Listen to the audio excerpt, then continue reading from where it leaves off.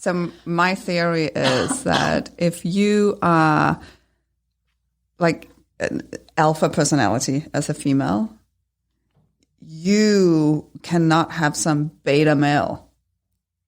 And Agreed. Because I mean, I need a lot of man. I need in all senses. All of the ways. No, but seriously, I mean, I need a lot of men because I'm so alpha. I am used to making all the decisions. So when it comes to the bedroom, when it comes to that kind of dating or something, I need somebody who just like, bam. Yes. Okay. So this is what I'm talking about. Otherwise, I think men are assuming that if we are a strong personality, we want to be in control all the time. No. I don't. I'm in control of 90% of my life. Yes. I want Please to pull my hand, smack take my ass. charge. Yes, exactly. Right? You tell me what to do. Yes, and that's exactly. And I think you're absolutely right. I think a lot of men presume when they meet a strong woman that they that they want to be in control at all times. Like, no, we don't. No. This is a dating hack, guys. Yes. Listen. Oh yeah. Hashtag dating hack. Dating hack. Yeah, right.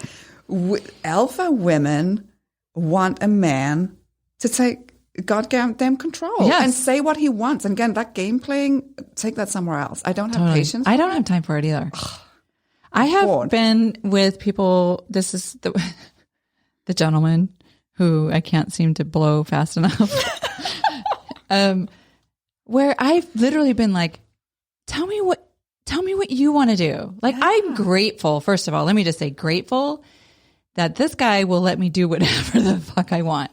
But every now, like, also take control. Yeah. Like, also, like, you tell me if you want to get dirty, tell me what you want. Don't just wait for me to make something up. No. Oh, absolutely. Yeah, so good. I'm not the only one. No, but I think it's very much like, strong women needs a strong man to kind of give them a bit of resistance. Because I mean, if I was to date a beta male, I mean, I would walk all over him. Yeah, and it would just be a disaster. I don't want that. He doesn't want that. It would be horrible. Yeah. Also, this is not permission to be an asshole. And if you're an asshole, you can walk away as well. But then I'm also just like, go away. I don't give a shit. Yeah. But there's a respect there between the two. Like, you know, there's a time and a place for everything. Kind of is a little bit cliche, but it's like, yes, I'm a strong personality. I need him to be a strong personality. I don't need him to walk all over me. No. And also I don't need to play like, I need to own my strength as well, which in fairness, I haven't done in the past. And so I've given people, past relationships, opportunity to treat me disrespectfully. And so I've learned that lesson. Yes. But yes, generally speaking, I don't want to be in charge of everything. Like it's just, and I just tell me I want to go somewhere. I just like a real masculine man. I mean, I just think that's delicious. Yeah. And I hope Diego's delicious. Throw me up against the wall and make love to me, like passionately. Totally. I need a lot of passion in my life. Yeah. And that's just who I am as a person. Do you think that there's something I worry about this because right now I think, I want to have a lot of passion all the time because I don't have it all the time, right? I'm a single woman. I have a business. I have 2 children. So when I get it, I'm like, oh, hell yes. Mm-hmm. Like, and bring me more. But also historically in my relationships, there's always a point in which I'm like, get the fuck away from me. So I'm nervous. I'm nervous that I'm definitely owning my sexuality right now. Like I haven't done before. But I am kind of worried that I'm going to get all freaky with not a bunch of people, whoever ends up like next in the world in my life. And then it's going to peter out.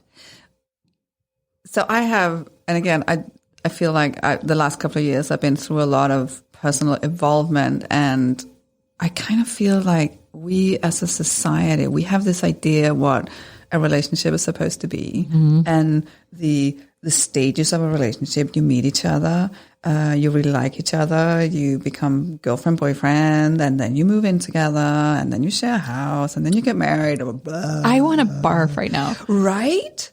And that's another thing that coming into my 40s, like I'm so over that concept of what society puts us as what a relationship is supposed to be and the stages of a relationship, that I've kind of loudly pronounced. It's like I'm too old for boyfriends. Yeah. From now on, like I will Who's have my boyfriend. Exactly right. Am I 14?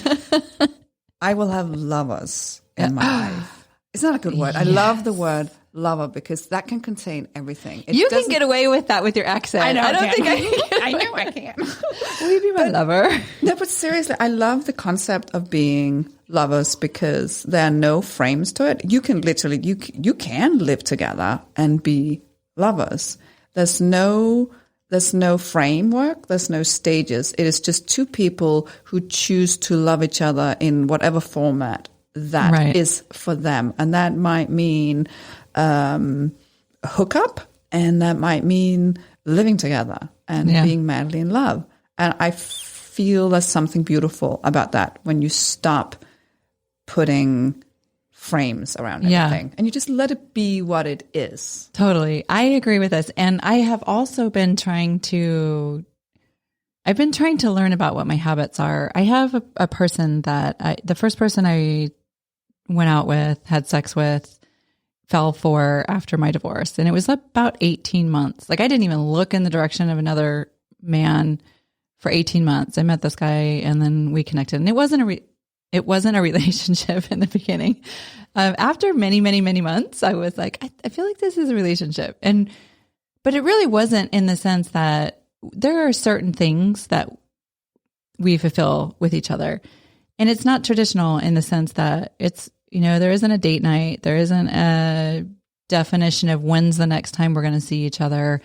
I can't put a label on it. I can't say it's not a relationship, but he's not my boyfriend, all of this kind of thing. And it's been working until my brain got involved and was like, well, shouldn't it be this right now? Shouldn't it be that? It's like, this has but been it's not. It's not. And it's also, quite honestly, I think that would take the magic away from it. Right. In the sense that, like, okay, well, now I'm just fucking bored because you're here every day. I have to look at you. I don't want to know what you want for dinner tonight. Like, I want to just go home and take a bath by myself or something. So I'm on the same page as you. I just can't turn off the noise in my head about the shoulds. But I think that's totally fair. And I mean, I catch myself as well. And I mean, you have these thoughts. It's like, what are you now? What is the definition? But you just, I mean, I check myself out. Like, hey, why am I doing that? I mean, the more conscious we are about our own thoughts and what are the little tricks that our ego is playing on us, the more aware we can, we can have the control to be like, I realize that my ego is feeling a little bit insecure right now, and that's okay. I can be uncomfortable. I can sit with it. I can't sit with uncomfortable. I'm learning. I'm trying to learn so hard. It's good to be uncomfortable. That's really Is there healthy. a script or a thing that you can teach me to just sit with my discomfort? I need to learn this skill. You know what? I think like basic breathing is super good. But also I think having the realization that you are actually something deeper than your thoughts. You're something deeper than your ego. That they are just like your body is, it's a part of you, but you're also something deeper than your body. We all know that. Yeah. The same thing goes for your thoughts. The same thing goes for your ego. That your, what in Western world we probably call our soul, is deeper than thoughts and ego and patterns and what else? Whatever. But once we understand that, we can also start observing our patterns and observing these. It's like where our insecurities are, where we tend to go. Right. And once we can observe that, we can be like, oh, I see that I'm feeling really insecure today. Yeah. Okay. That's uncomfortable. That sucks. And then how do I not pick up the phone and be like, hey, can you come? Well, then it almost becomes like testing yourself. How can I? Wait a minute. You I know. totally just reframed it. Turn it into a competition. Oh my God, no. It's just like when you're like about ready to have an orgasm, you're like, no. I'm going to wait. I'm going to wait. And I'm going to see how long I can make this. Right? right? I'm super stoked. Yes. Just tease yourself with it. Yeah. Test yourself with it. It's like, I recognize that I'm having this paranoid, insecure feeling right now. And can I just sit with that and not react to it and pick up that phone and go psycho? I know. I'm all the things that I need to learn. It's true. I will say that sometimes when I think about all of my wants, like my perfect scenario, which, sometimes we don't even dream about it because we think it's just so outlandish, but I truly am very selfish, like in the terms of what my ideal scenario would be right now. And it really is based on my mood, right? And wouldn't we all just love to be able to snap our fingers and be like, I'm ready for you to come see me now. Like, be here now. Oh, that'd be amazing. But don't be here tomorrow. And then, obviously, I think maybe this is like, everybody feels this way. I think in general, we've always given men a hard time because this is how they act outwardly, right? And we've always kind of maybe repressed this, but this is how I'm feeling now. It's like, I want to have somebody who's there when I want him there. But I also want my own space. And I also want my own space. Yes. And I also want my friends and my work. Yes. And I want to be able to do it at the last minute. And also, like, or 2 days ahead of time. I don't have fucking time to take care. Like, I have 2 kids. I don't need a third. Right. I have no need to take care of a fucking guy. So you got to be able to take care of yourself, baby. Yeah. I love and adore you, but you got to be able to take care of yourself, and you got to be able to give me my own space and have your own space, have your own friends, have your own goddamn hobbies, which men are kind of shit at. I don't know. Is that true? Yeah, men are shit at friendships. Oh, friendships. And God, yeah. But also, like, often, they have, no, I don't think. I think it's relative. They have their hobbies. But they're super shitty at connections beyond their lovers. It's so funny. Lovers. So this guy, I have to come up with a nickname for the guy who I can't seem to blow fast enough. What should we call him? Should we call him something? Instead of the guy. I don't know. There's got to be a shorter word for it. All right, we'll think about that. Yeah. Anyway, we were chatting about being, quote, friends with benefits. And I was like, I hate that word. That's very immature. I hate that word. I do too. And I said, by the way, you know what my friends do? My friends, like, we go out and we have drinks together, or sometimes we just hang around town and we do stupid shit, like have funny conversations and record them on our phone. Or they call me on my birthday. I'm like, that's not what this is. You come fuck me when you're ready, and then you leave. He's like, oh, I'm kind of a crappy friend, aren't I? I'm like, yeah, you are. Totally shitty. And I have to, in fairness, since I said that, he's actually made an effort to be like, you want to go to lunch? I'm like, well, that's good. You're sweet. Yeah. No, I hate the friends with benefits. I'm like, fuck that. Can we just go back to the lovers? We're lovers. Yeah, I like that better. Yeah. I have a lot of really good friends. I don't need another one.